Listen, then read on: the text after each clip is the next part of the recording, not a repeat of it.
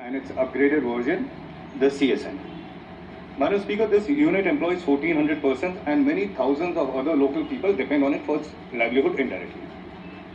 However, Madam, in the past few years, this unit is facing grave problems, which started in the time of the 2G scam, when this unit was not allowed to enter the services sector in the favor of multinational companies.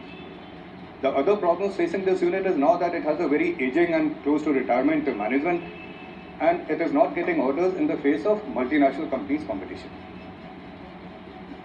Madam, although rupees 242 crores has been given for the planned expenditure of this unit, due to lack of orders, this amount is also lying unused as to date. Madam Speaker, I'd like to draw the attention of the Honourable Speaker for the revival of this unit. And my question is that there have been certain suggestions that have been given to the ministry regarding its revival. Firstly, the first suggestion is that the ITI can be given work orders from the Digital India's fiber optical project, which the Honourable Minister mentioned just now.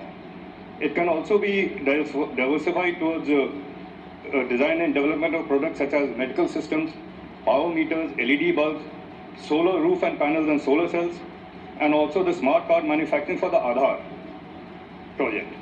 Madam Speaker, it has a computerized manufacturing lab, like I mentioned earlier, and it can be used by public sector units such as HAL, BHEL, or even the railways for the manufacturing of the electronic systems. Yeah. So my question, Madam Speaker, is that would the Honourable Minister consider these proposals and work towards form some concrete plans for the revival of this unit? Thank you. माननीय अध्यक्ष जी, माननीय सदस्य ने जो ITI Mankapur की बात की है, तो ये सारी फैक्ट्रियां विरासत की फैक्ट्रियां हैं और हुआ क्या है कि टेक्नोलॉजी बहुत तेजी से बढ़ रही है और टेक्नोलॉजी के अनुरूप जितना इन फैक्ट्रियों में पूंजी निवेश और टेक्नोलॉजी के अनुसार प्रशिक्षण की आवश्यकता थी वो पूरा हो नहीं पाया। तो मनकापुर के बारे में सम्मानित सदस्य ने जो चिंता जाहिर की है वो उसी का प्रतिफल है। मुझे हर बार इनके तनख्वाह के लिए कोशिश करनी पड़ती है और भारत सरकार इस पर काफ़ी सहयोग करती है। ये गंभीर समस्या है जिसकी उन्होंने इशारा किया है। मेरा विभाग इसको देख रहा है कि नए परिवेश में उनका हम क्या उपयोग कर सकते हैं।